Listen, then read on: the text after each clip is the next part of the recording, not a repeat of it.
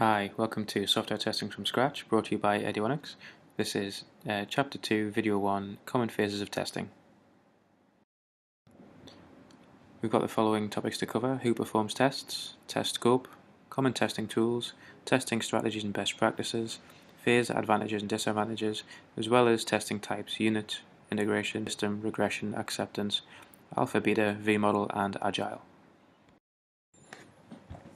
So who performs the tests? The quality assurance team should perform all tests. Developers will only sanity check their own applications, and you are the worst person in the world to try and find bugs in your own software, mainly because you're looking for what it should do rather than what it's actually doing. It's the same that if you write a paragraph of text, you'd probably struggle to pick out your own spelling mistakes. If you passed it to somebody else, they'd be glaringly obvious. Now, if you already work in QA, you will know this, but if you don't, QA are generally the most hated team in the development lifecycle. Not only do we find holes in developers' work, but we're constantly bugging them, asking them questions, we're delaying releases, and putting the dev team under more pressure. So if today was going to be the day that you're going to decide on a career, I hope that helps. Larger companies have larger QA teams that are split off into different testing roles, such as the little chart we have here that has QA designers.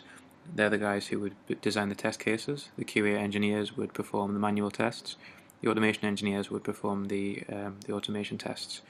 Above there, you would have the QA leader. They would probably be the go-to guy for most kind of technical questions on a daily basis. If tests were failing for an unknown reason, hopefully they would have the insight and the knowledge to help you there. And then above there, you'd have the QA manager. They would probably have a broader responsibility of delivery, scheduling and team management.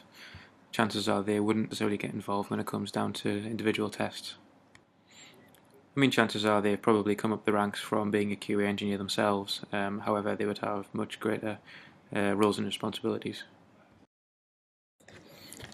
I once asked a very picky, choosy boss that I had a few years ago what would be their ideal QA team, mainly because they always complained all the time that their own QA team weren't doing the right job, and they said that the QA team should understand the business process and rules related to the system they're QAing, which is very good. Not only should you be able to test the system, but you should understand where it fits into the wider scope. It may help you design much more efficient test cases. Also, they shouldn't make assumptions of root causes unless asked to. Some QA guys might have development experience or systems administration experience. Sometimes it's difficult to try and detach yourself to actually test and not try and figure out what the problem is. But obviously a good QA team should only test and not spend time trying to do root cause analysis. And I think one of the best QA teams I've ever worked on, there was quite a broad range of experience and skills. It comprised of Linux and Windows systems administrators, security experts and software engineers. And they were kind of pulled together to form this testing team because it was a high-risk project that had to go 100% correctly. And to be honest, it's probably the best QA team I've ever worked with. And they weren't actually testers. Some are now testers because they liked it that much, but having a transferable skill definitely helps. So, the test scope, to test or not to test, that is the question.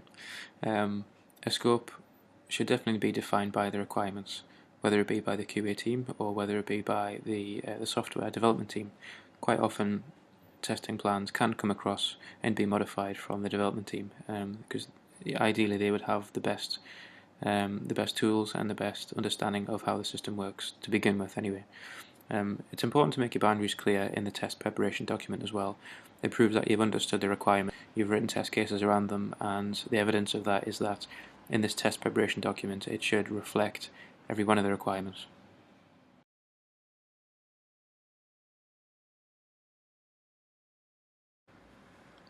Now why don't we take a look at some common testing tools. For advertising purposes, the only ones I can demonstrate are going to be open source ones. It would be fine for you to download these, install them on your laptop, your desktop, or your virtual machine, and have a play around with them. They're all fairly easy to use. So we have a look at Bugzilla to begin with. This has probably been around much longer than I can remember anyway. It's a very simple interface. You can file a bug, search, open a new account, or look at documentation. A lot of ticketing systems also have a built-in knowledge base as well, which is very handy.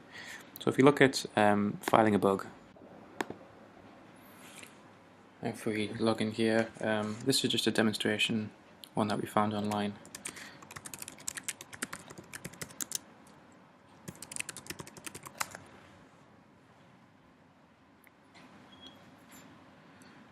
Okay, so first you must pick a product. We've got the food replicator, my own bad self, Sam's widget, world control, or spider secretions.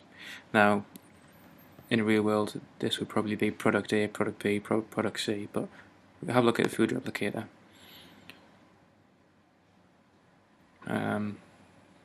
So this is opening a new ticket. You would probably have to pick a component. If it was a product, it might be a particular unit that you've tested. So for instance here, a component will just salt 2, the component description to make sure you've got it right, another kind of salt, version 1, severity blocker, you can't continue any further testing until this is fixed. And then you just have different grades of problems right the way down to trivial, which it'd be a nice to have, or an enhancement.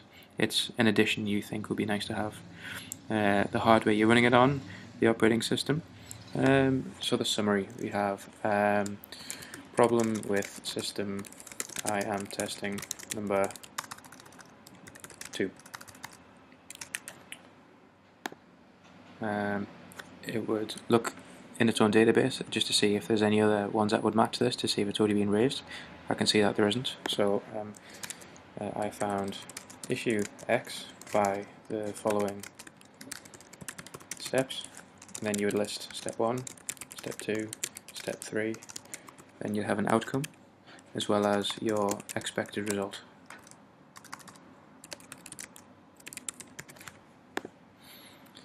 And then you can attach evidence if you want to, whether it be print screens, debug information, that kind of thing. Then you submit a bug. Should get a little message saying it's been submitted. Yep, bug number 24609 has been successfully created. And here's the summary of the bug. Every time a comment is added, hopefully the next comment will be from a developer giving some feedback on the bug, whether it be to say that they've accepted it or rejected it, or that they knew about it and here's the fix for it. They would put something in here, say test failure accepted, thank you, save changes, and then it should appear as another comment on the ticket. It's all traceable, just so you don't have to copy and paste in emails and Skype conversations between you and developers. Okay, so that's one of them. The other one that we were looking at was OS ticket. Very similar again. This got a bit more of a cleaner interface. It's a bit newer. This is just another demonstration website, softdelicious.com. Open a new ticket. Exactly the same. Email address, full name and phone number. I presume it's got email address in here because it would send you an email if there's any updates on the ticket, just to guess. Ticket details, issue summary, issue details, and again, looks like an HTML formatted text input box, so you can give as much information as you can on here. Again, don't forget these are all free. You can also check a ticket status if you have the ticket number, or you can log in and you'll be able to see what tickets are assigned to you.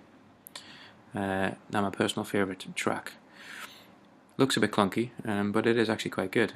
You can you view what tickets are open at the minute, active tickets, tickets by version, tickets by milestone. A milestone will be a project, accepted or active tickets by owner. As you can see, there's many here that people have been demonstrating with. But if we create a new ticket, summary, track, demo, another description, issue found with software product, type defect or enhancement. Let's make it an enhancement. A milestone. What version of milestone is it? Version 2. It's trivial because it's the enhancement. CC. This is if you're creating a ticket and you're assigning it to the development team, you want to put your boss on there really. You want to make sure that he or she knows exactly what's going on. So you just put my boss in there, and then you would just put in as much information as you can in here. Your email address. Again, that will be so if there's any ticket updates, you'll get them, and then you can preview it. Yeah, it looks fine. Create ticket. The software's great. It's improved all the time. Pretty easy to set up. There's multiple guides online.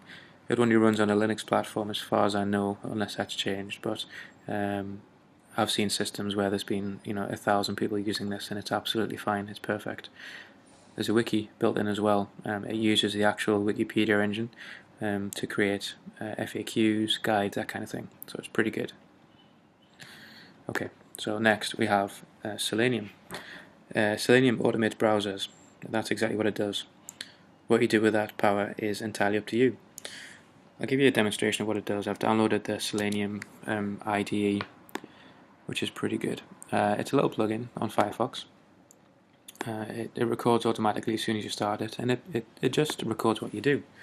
So if we look at gov.uk, just make sure it's recording. Yes, it's recording. We go to the government website. We then do a search for schools, and we look at school term and holiday dates. You can see the commands and the targets are being populated here. So if we just stop this quickly, not only gives you a table of what you run, but it gives you the actual source as well, which is handy if you wanted to customize it. If you want to replay it, you can replay the entire test, or you can replay it step by step. So just for a quick demo, we'll do it step by step. So it should go to Google, search for gov.uk, enter schools into the search, and then we should end up on the school term and holiday dates page. So if we run it, there we go. You see that? Really good. Not only good for testing, good for administration as well. If there's a really long process for adding a user onto a system or something like that, if you can automate it, that would be brilliant. It would save you lots and lots of time. Run it again, just in case you missed it. Next on the list we have a load testing tool, which I promised to show you, called Siege. It's basically an HTTP testing tool that would give you the ability to load test web applications. I'll give you a quick demonstration here. So if we open up a tab, open up another one, Siege is already installed on here. So if we do a TCP dump on port 80 just to see what traffic's going through,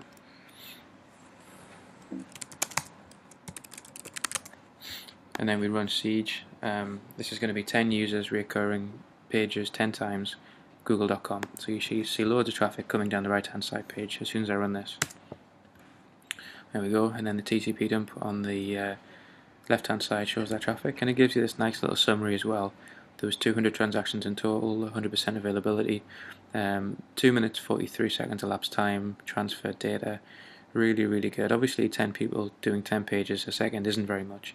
You would probably have multiple instances of Siege running, maybe 100 users each, and each of those users would run 50 to 60 pages each. It's a great tool. Again, be prepared to inform the rest of the team when you are running this, as there's a very good chance it'll saturate all of the web server sockets and effectively create a denial of service for the rest of your team, which isn't very good. So finally, testing strategy and best practices. Give early feedback. The earlier you can put feedback into the development team, the quicker things can get fixed. It's also good to inspire creativity as well within the QA team. Don't try and test things exactly the same way every single time. If you can think of a different way to test something, then do it. Chances are it could be a better way if you've got that experience, but you just never know.